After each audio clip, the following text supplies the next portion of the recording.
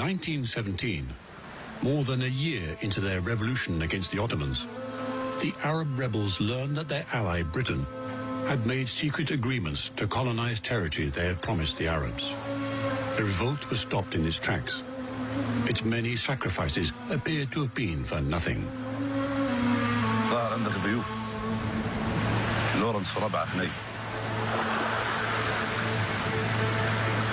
تريد تكلمهم؟ ليه؟ ما ناخذ منهم غير الكلام وبس.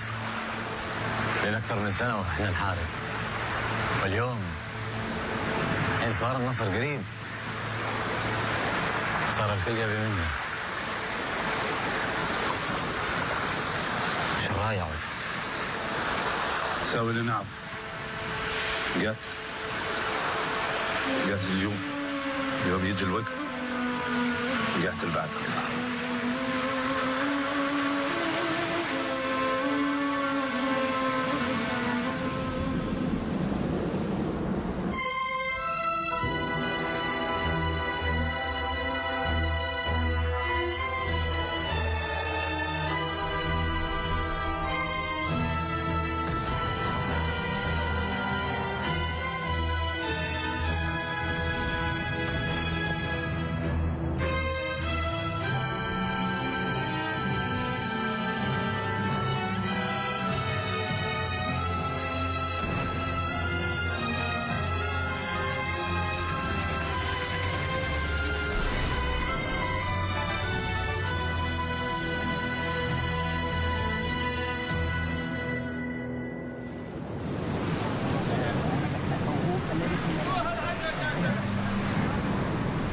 والحين وش اللي جابكم؟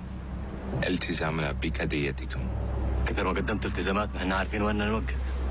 اللي عارفه أنا بالتزام واحد، وهو اللي سوينا معك. اللي تعرفه؟ Officer T.E. Lawrence attempted to assure Sharif Faisal of Britain's ongoing support for the Arab Revolt. But trust had been lost. Faisal was not convinced. لورنس كان يمثل وجهة النظر البريطانية تجاه المشروع العربي.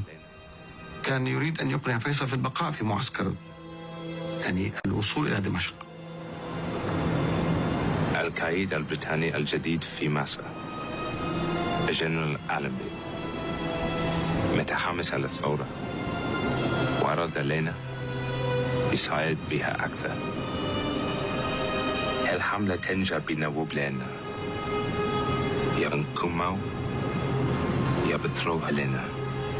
لورنس أعتقد أنه كان يشتغل بعمل بشكل مزدوج بين ضرورة توظيف العلاقة مع بريطانيا والعرب والشريف حسين العلي، وبنفس الوقت هو يريد أن يحصل على أكبر قدر من النفوذ. But true to Lawrence's words, General Allenby launched a fierce campaign to take Palestine from the Ottomans. In contrast to his predecessor, General Murray, Allenby triumphed in every battle and turned the tide of the war. It was, by all accounts, not just a military coup, but a public relations coup, at a moment in which I think the British military had looked forward to a genuine victory in the battlefield in what had been a stalemate right up until the end of 1917. From Beersheba to Gaza, Allenby and his troops were gaining ground towards Damascus, making a strong case that they were the winning ally the Arabs should keep. In Ottoman Damascus, Jamal Pasha, keen to split his opposition, sent a letter to the Arabs inviting them to fight by his side against the British traitors. Bunu bir şekilde Mekke'ye ulaştır. His enticing offers made the decision even more difficult for the Arabs.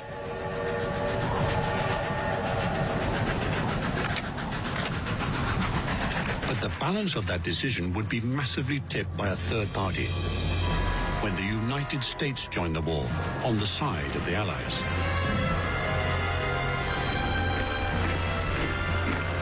The American entry into the war was certainly a major game shifter. And for the Hashemites, it was an important factor contributing to the likelihood of an Allied victory. This was a move that had really changed the balance of power and the direction of politics more broadly. US President Woodrow Wilson made an historic statement condemning colonialism and enshrining national sovereignty that helped the Arabs regain confidence for a better future. For our part, we see very clearly that unless justice be done to others, it will not be done to us. The program of the world's peace, therefore, is our program. The message that Wilson was putting forth made them begin to question their place in the Ottoman Empire. The Turkish portion of the present Ottoman Empire should be assured a secure sovereignty, but the other nationalities which are now under Turkish rule should be assured an undoubted security of life and an absolutely unmolested opportunity of autonomous development. Here's the President of the United States saying that the Arabs should have their opportunity to form their own nation. At the same time, the British took efforts to convince King Hussein of their good intentions towards the Arabs. In Jeddah, Sharif Hussein was visited by David Hogarth, the head of Britain's Arab Bureau in Cairo. تفضل سيد هوغارث.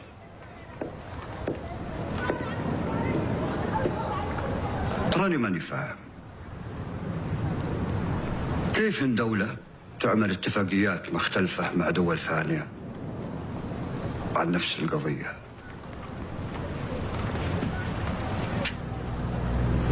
The information from the Bolsheviks does not refer to any agreement. It merely contains provisional conversations between Britain and Russia. كانت أهمية هوغارث بأنه يريد أن يعيد ترتيب مناخ الثقة بدل مناخ الشك والريبة اللي كان قائم بين الشريف حسين بن علي وبريطانيا بعد التنكر وبعد ظهور سايكس-بيكو واختلاف الوعود التي كانت قد قطعتها بريطانيا إلى الشريف حسين بن علي. The Arab race shall be given full opportunity to once again form a nation in the world. وفلسطين بتكون جزء من هذا العالم. We support the Balfour Declaration only when it is compatible with the freedom of the existing population, both economic and political. هوغارث كان يريد أن يؤمن نوع من مناخ الثقة ونوع من إعادة الشريف حسين إلى طاولة التفاوض من جديد باعتبار أن وعد بلفور يعني ليس مضرا بالحقوق السياسية الاقتصادية والاجتماعية لسكان فلسطين. الآن وضع الشريف كان وضع في غاية الصعوبة، يعني هل يستطيع هو أن يوقف هذه الحرب؟ وإذا أوقفها ماذا ستكون النتيجة؟ ما هي المكاسب التي يمكن أن يحققها؟ لن يحقق شيئا، سيكون هو الخاسر. لذلك الاستمرار في هذه الحرب قد يؤدي إلى النتيجة التي كان يتوقعها الشريف حسين من خلال مراسلاته، وهو الحصول على الاستقلال والحرية للعرب في آسيا.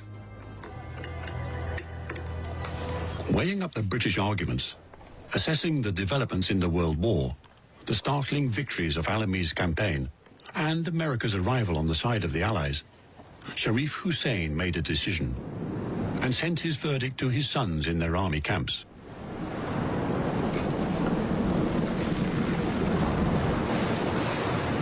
يا اخواني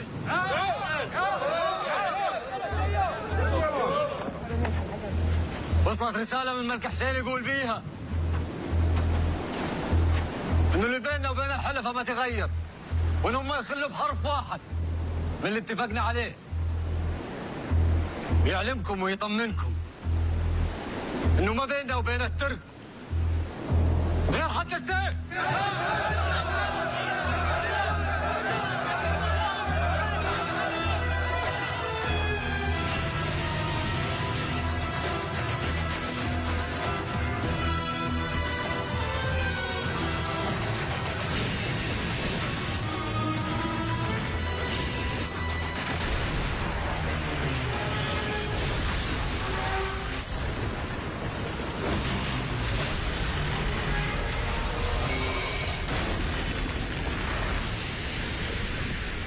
The Arab Revolt was back, and with a renewed drive and energy, Sharif Faisal and his army resumed their march northwards towards Damascus.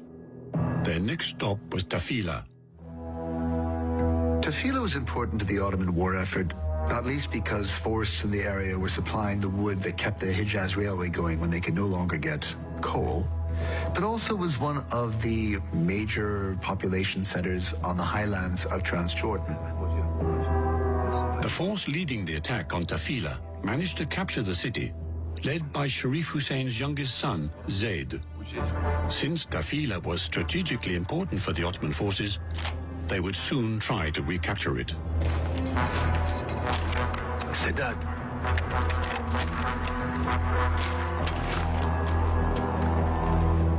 التحمت القوات واستطاع بعض الأهالي وخاصة من بلدة عيمة أن يفاجئوا الجيش التركي، فاستطاعوا أن يتسللوا من الجهة الشرقية إلى الجيش التركي. وكيف أنه أعداد كبيرة كانت وليست أعداد صغيرة قامت بهذه الحركة في منطقة وعرة جدا.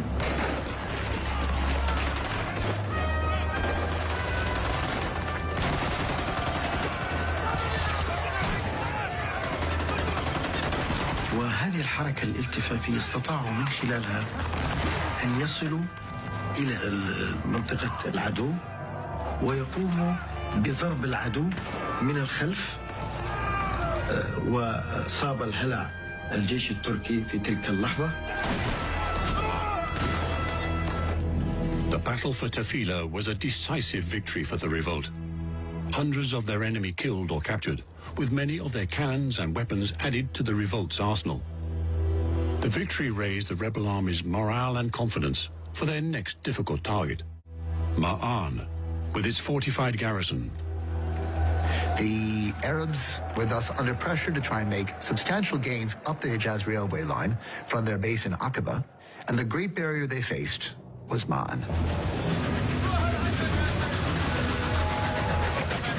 Reflecting its significance as a key link on the Hejaz railway between Daraa and Damascus to its north and Medina to its south, Ma'an was a priority Ottoman stronghold. Its garrison was fully equipped with heavy cannons and machine guns of a size and scale the revolutionary forces had never before faced in a direct battle.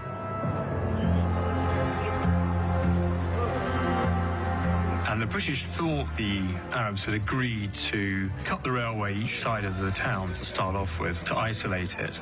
But in the event, the Arabs abandoned that plan and decided they wanted to go for a full-on, head-on assault on the town. And that sounds as if it was from under the influence of Jafar Pasha, who was buoyed up by a number of big successes and felt that the Arabs could prove themselves in an open fight. Jafar al-Askari was one of the Ottoman army's officers who had switched sides to join the revolution in Hejaz. He became the army's commander after Aziz Ali al-Mazri's departure. Al-Askari recommended that the revolutionary forces launch a direct attack against Ma'an's garrison, which was centered in the train station. أدري يا شريف، بس لا تنسى إن معنويات الشباب صارت فوق الريح بعد الطفيل. On paper, it was a suicide mission for the revolt's army, equipped only with the lightest weaponry. But al-Askari had a secret weapon, a French artillery battery that had joined their ranks.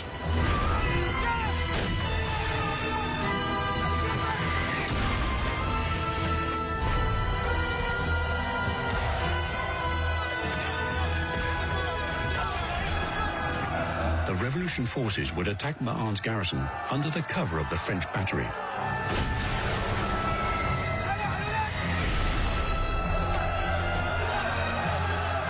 Askari's plan worked admirably, until something inexplicable happened.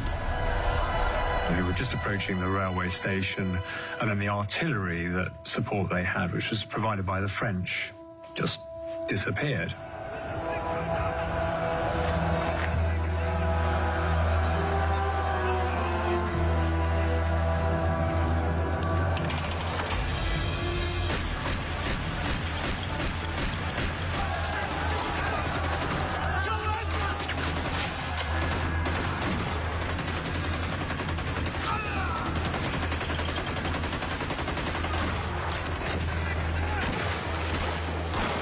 As all heavy shelling from the rebel side ceased, the Ottoman troops trickled back to their positions.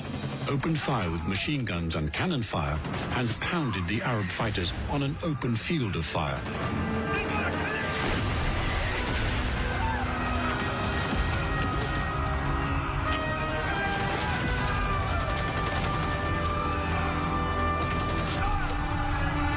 It was a bloody and disastrous defeat. The battery unit leader, Captain Rosario Pisani, explained it by saying his unit had unexpectedly run out of ammunition.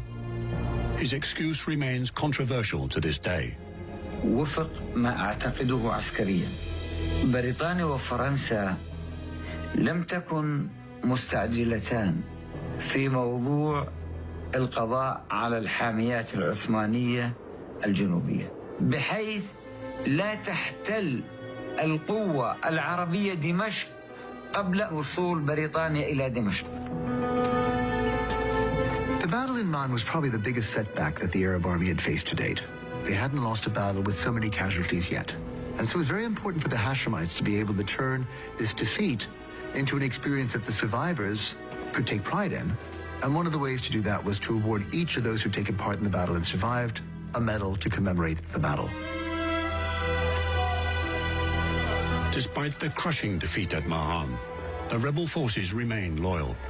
Prince Faisal resumed his correspondence with the tribes of Transjordan, retained their support, and led his troops still further north to form the eastern flank in a joint plan with the British to destroy the last Ottoman stronghold in Darar and northern Palestine before reaching their final goal of Damascus. So days before Allenby launches his offensive, the Arabs make this enormous attack where they cut the railway lines on all sides of Daraa in southern Syria. And they break the telegraph wire and they essentially leave the Turks incommunicado. In July 1918, the British Army, the campaign's western flank, launched their attack. After the fall of Daraa and all the Ottoman garrisons to its south, except for the Medina garrison, the Allied forces had reached the outskirts of Damascus. In September 1918, the Arab forces entered the capital city of Damascus as liberators, welcomed through the streets by jubilant crowds.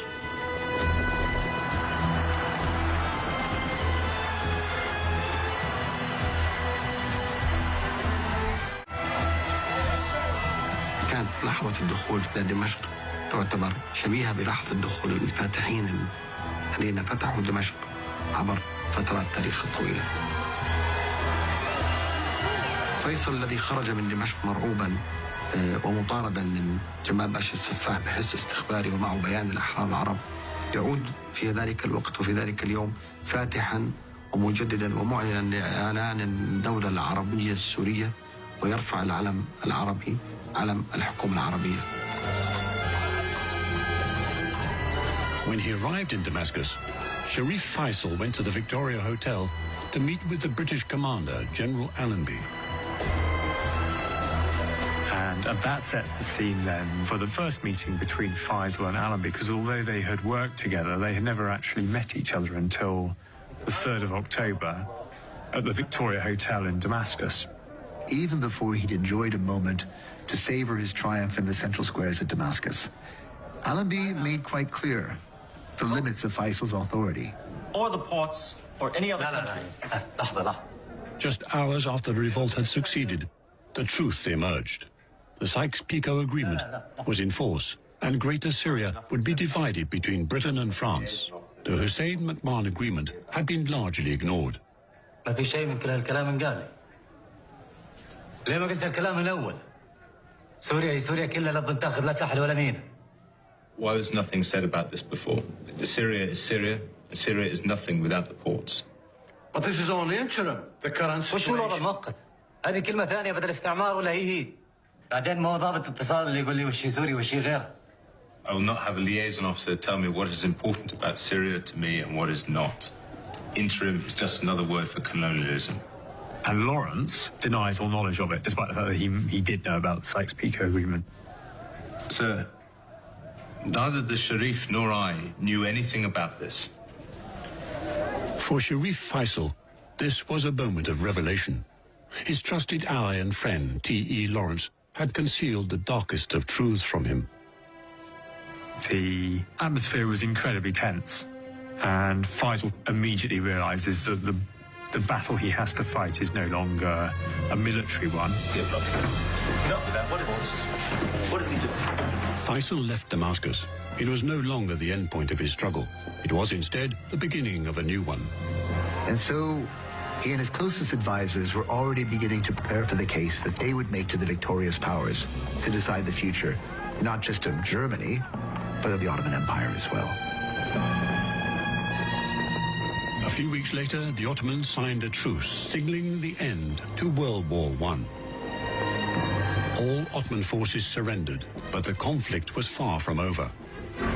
At the peace conference held in Paris to reach settlements for all the warring factions, Faisal initiated an offensive of another kind. And he made this massive impression on the people present. He came across as sort of utterly fresh, completely different from everybody else in the conference. He arrived in his finest Arab regalia, headdress, okal, so he stood out as no one else stood out on the peacemakers in Paris. Gentlemen, this is Prince Faisal. Salam alaikum. Prince, I'm presenting to you the President Woodrow Wilson of the United States, the British Prime Minister Lloyd George, and the Japanese delegation headed by Prince Saionji Kenmochi. Prince, يسعدني التواجد مع هذا الحضور الذي يشمل قادة عظماء العالم. I'm happy to be in this company that includes some of the world's great leaders. وأنا أؤمن أن هذا المنتدى الأعلى سيعامل جميع العرب بالتساوي، وهم يحاولون الدفاع عن حقوقهم الوطنية. مبدأي هو وحدة العرب، ولهذا حارب العرب.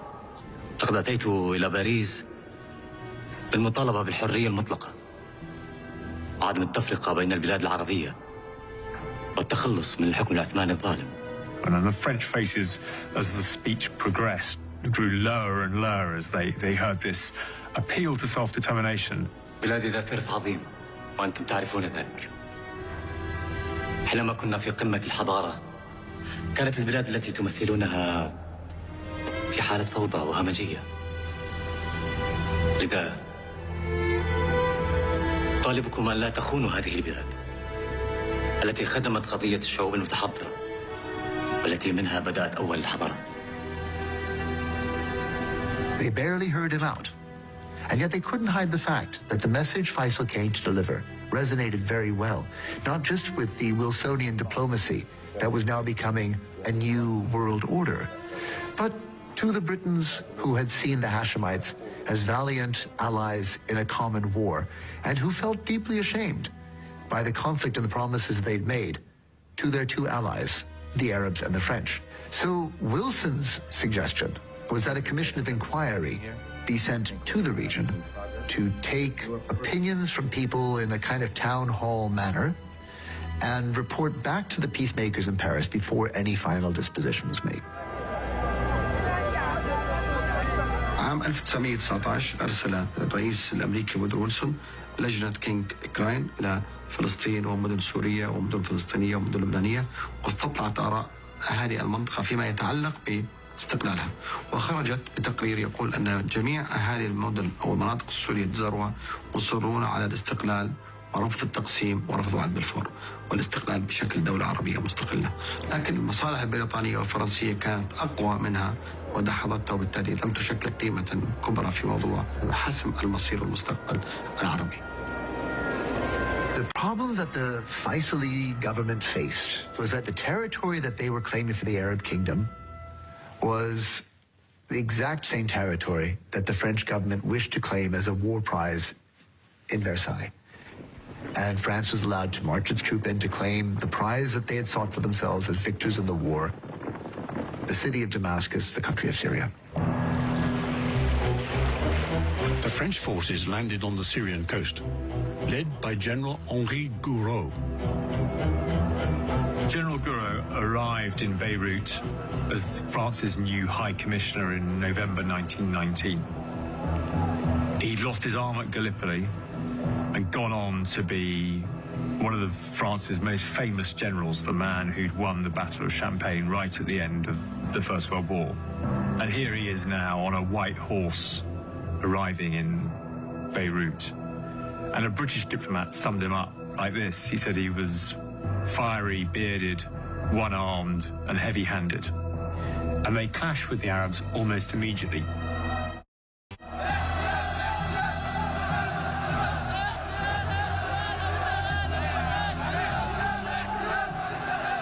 Against the recurring French ultimatum tightening their claims to Syria, the Syrian National Congress took a desperate last-ditch measure to try and assert their claims to nationhood.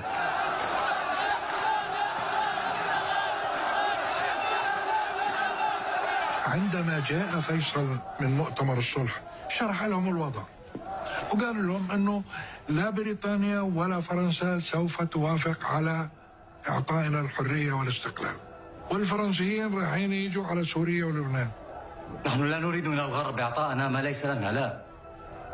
كل ما نريده اعترافهم بنا كدولة حيوية تبحث عن الاستقلال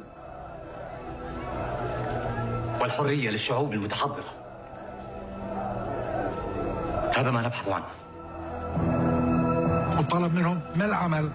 قالوا نحن نرفض ذلك ويجب أن نفرض على الدول الكبرى الأمر الواقع. أمر الواقع اجتمعوا من المؤتمر السوري العام في 6 آذار وأعلنوا سوريا مملكة وفيصل ملكا عليها في 8 آذار. An independent Syria, with Faisal as its monarch, was totally unacceptable to the French. But of course, this claim immediately has an effect on the British, and the British close ranks with the French very rapidly and indicate that they're willing to let the French do whatever's required to solve the problem. So Faisal, who'd been depending on the British to keep the French off his back, suddenly loses British support. And the moment that he's proclaimed king is the beginning of the end for him, because there's no way that the French will allow that to continue. General Gouraud sent King Faisal a warning, ordering the dissolution of the Arab army and the submission to French rule. On receiving the warning, King Faisal held an urgent meeting for the recently formed government. إذا رفضنا الإنذار ودخلنا معركة مع الفرنسيين قديش تقدر نصبر؟ إذا جمعنا كل شيء عنا 2 إلى 3 بعدين تنفذ أخيرا. مثل ما أنتم سامعين يا إخوان، هذا هو الوضع. كانوا مدركين هم أنه المواجهة خاسرة، وأنه لا يمكن ل 200 أو 300 مقاتل أن يواجهوا جيش مصفح ودبابات ومقاتلين مجهزين. كان الموقف حاسم، إما التسليم وإما المواجهة. اللي مع قبول الإنذار يرفع يده.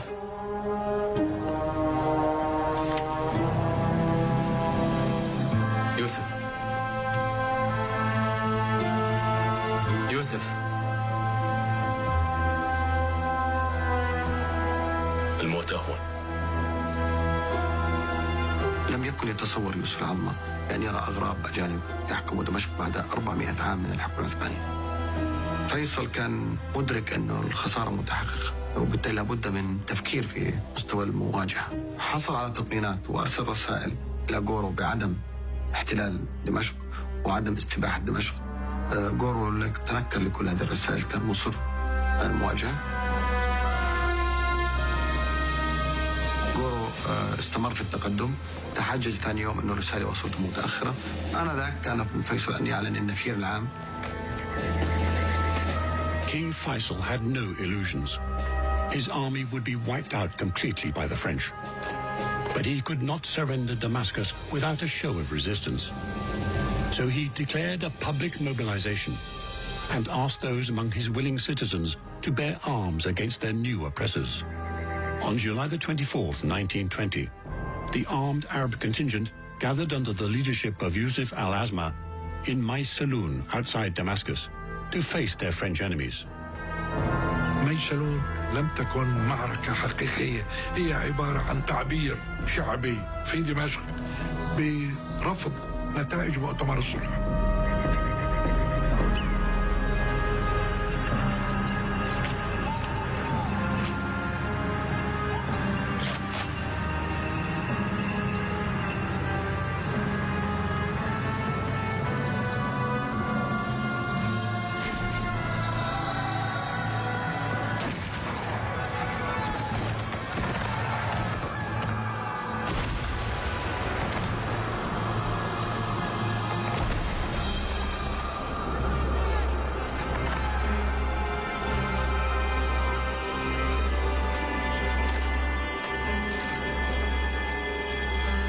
In less than 3 hours, the battle was over.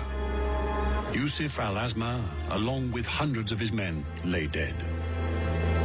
I suppose the only people who went out and got themselves shots were those who believed it better to die than live under French rule.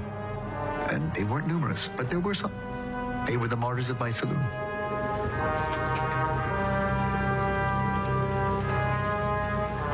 يوسف العظمى وزير الدفاع العربي الوحيد الذي قتل في ساحة المعركة حتى اليوم. هذا الرجل الكردي العروبي المتشبع بالحس العروبي والقومية العربية، وهذا قيمة الثورة.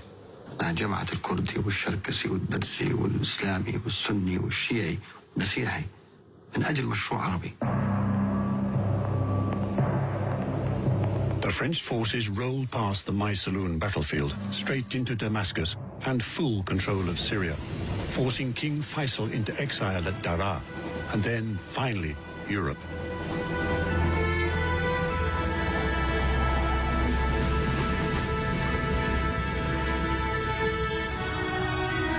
His newfound Syrian kingdom had not reached its 100th day, but protests against the French spread throughout Greater Syria, and revolts broke out in several cities. General Gouraud was swift to crush all such uprisings with brute military force.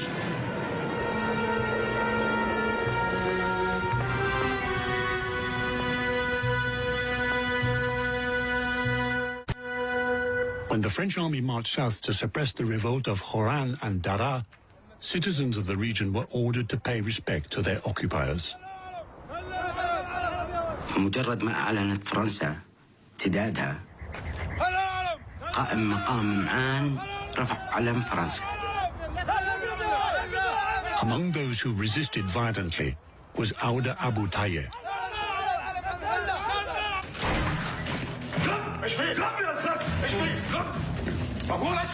عودة قال له احنا ما بدنا نسيب بسيد، تم تنزيل العلم الفرنسي.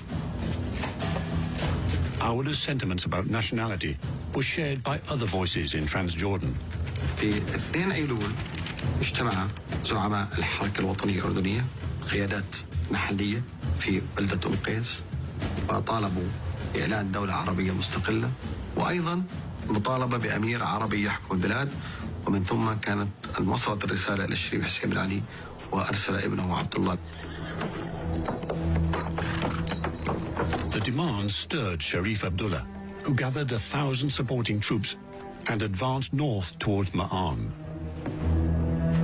كان عبد الله مصر وربما طموحه أكبر من أن يبقى بالحجاز، لأنه عبد الله يعي أهمية دمشق، وكان نوع من أيضا أنه يريد أن يواجه التحدي اللي واجهه أخوه فيصل. لما التقوا الناس في معان قالوا ليش جاي؟ قال أنا جاي أحرر سوريا. كل عربي يعلم أنكم يا أبناء سوريا تستنصرونه وتستثيرون حميته ليأتيكم مسرعا ملبيا مقبلا لا مدبرا. ومن حيث قد توالت علينا الدعوات وصمت آذاننا الصرخات، فها أنا قد أتيت مع أول من لباكم. Abdullah's message and plan were simple. Unite all nationalist Arabs, mobilize against the colonials, and fight until Damascus is free. The message resonated far and wide. Revolutionists from all over Syria and Hijaz responded, and in their numbers traveled to Ma'an. They knew they would be fighting very difficult odds to revive their infant Syrian kingdom.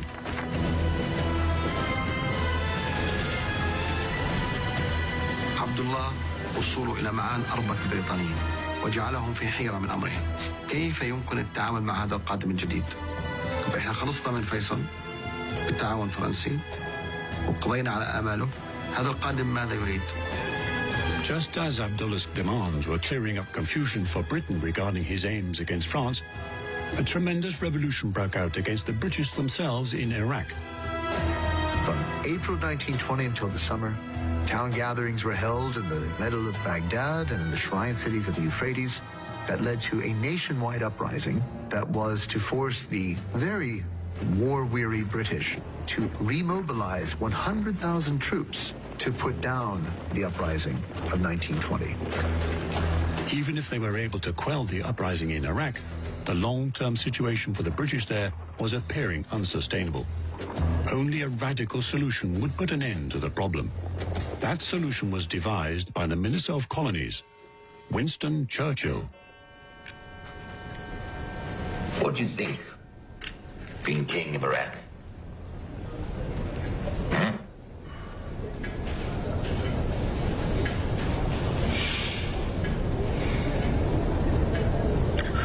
اللي يوافق الشعب العراقي. What do you have in mind? أريد تصويت بالإجماع. A consensus poll. Churchill brings things to a conclusion and then gets on the train and goes straight to Jerusalem because the man that he needs to meet now is Abdullah. لقاء القدس يعني لقاء مهم محوري في مسيرة عبد الله ومسيرة المنطقة. سأل عبد الله عن الفلسطينيين وماذا عن فلسطين؟ ماذا عن وعد الفور؟ لكن بعدين انضم فلسطين لشرق الأردن. But then we include Palestine in Transjordan. I'm afraid this is nothing in my scope to negotiate. Besides, there's no question of setting up a Jewish government. Any Arab will have his land preserved, and the Muslim religion will remain untouched. لم تنطلي هذه الأمور على الأمير عبد الله. كان مدركا تماما بأن التحالف الصهيوني البريطاني الاستعماري ذاهب إلى هذا الاتجاه، لكنه أيضا كان معنيا بأن يتعامل بواقعية شديدة. لا قبل له على مواجهة بريطانيا، ولا قبل له على مواجهة الحركة الصهيونية، ولا قبل له على مواجهة العدو المتربص شمالا. على الأقل شرق الأردن يلتغى من وعد الفور. Transjordan should be excluded from the Balfour Declaration. الحدود التي قدمت في وعد الفور هي سكة حديد شرقا. سكة الحديد معناها أنه كل شرق الأردن تقريبا تكون تابعة لوعد الفور، وبالتالي كان في إنجاز تاريخي بعتقد للأمير عبد الله وإخراج الأردن من شبح وعد الفور. Long hours of negotiation finally led to Churchill giving in to Prince Abdullah's demand to exclude Transjordan from the Balfour Declaration's Zionist homeland. They also agreed that Prince Abdullah would rule Transjordan, which would eventually become an emirate. لكن في عقله للأمير عبد الله هذه الإمارة قاعدة لكي ينطلق منها إلى وحدة بلاد الشام كلها. The Jerusalem talks are remembered as the final compromise that laid the early foundations for today's map of the Middle East. It became known as the Hashemite solution, where the British could claim to have lived up to at least a good part of their pledges to Sharif Hussein. A prince in control of Transjordan, a king on the throne in Iraq, and the Hashemites in control of the kingdom of the Hijaz. But here was the difficulty. Without his willingness to accept the changed reality of the Middle East in the aftermath of World War I, there was no scope for an alliance binding Britain to the Hashemite kings in the Hijaz. أنا ما أحط اسمي على هذه الورقة. بس خلي عندك ثقة بالمستقبل. أنا انغشيت حين وثقت بالحاضر اللي أعرفه.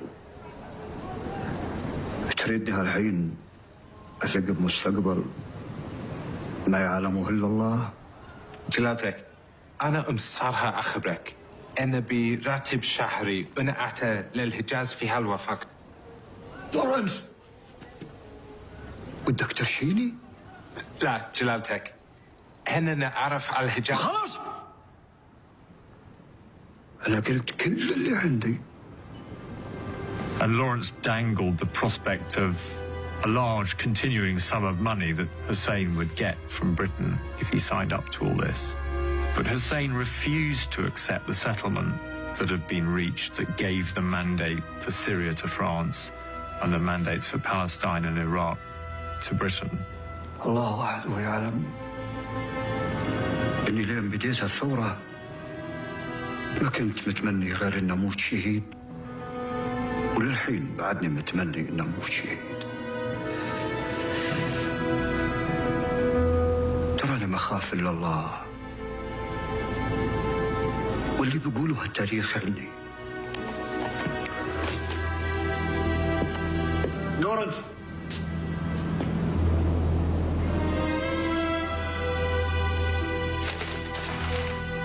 خذ معهدك معك. And he wouldn't sign the treaty, and Lawrence had to go away empty-handed. The principles that he held that made him refuse to sign the deal that Lawrence was offering him cost him very dearly in the end. And in 1924, he abdicated in favor of his son, Ali. And Ali lost the kingdom of the Hijaz.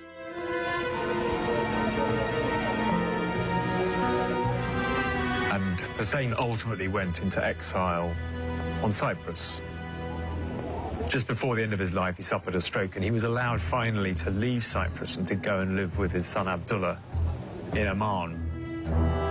Sharif Hussein died at the age of 77, but his sons had already continued what he started. Faisal was crowned as King of Iraq, and then Iraq gained full independence in 1932. Abdullah became the Prince of Transjordan, which gained full independence in 1946 and named the Hashemite Kingdom of Jordan. The very existence of the kingdom today is a tribute to the sacrifices and struggles of the great Arab Revolt. For the Arab world, the events of the First World War have created an enduring legacy that is still very alive in popular memory today.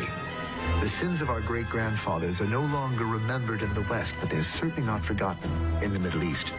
One can't help but believe that there was a better way to achieve a Middle East that would be at peace with itself and with the world at large, instead of the region that came to represent in the 20th century and deep into the 21st century, one of the most unstable regions to emerge from the Great War. لماذا بلغنا هذا المستوى من التمزق ومن الفوضى ومن العصبية والتعصب وما نشاهده الآن من حروب في اليمن، في سوريا، في العراق، في ليبيا؟ كل هذه الأمور تضعنا أمام سؤال كبير: ما هو مستقبلنا؟ لا بد من العودة إلى المبادئ الأساسية، الأفكار الأساسية التي قامت عليها النهضة العربية عام 1916، فكرة التضامن العربي، فكرة الاستقلال العربي، فكرة الوحدة العربية، فكرة الحرية للعرب. And it is never too late to try and rectify the wrongs of the past. Indeed, the current generation and generations to come look to us to do just that.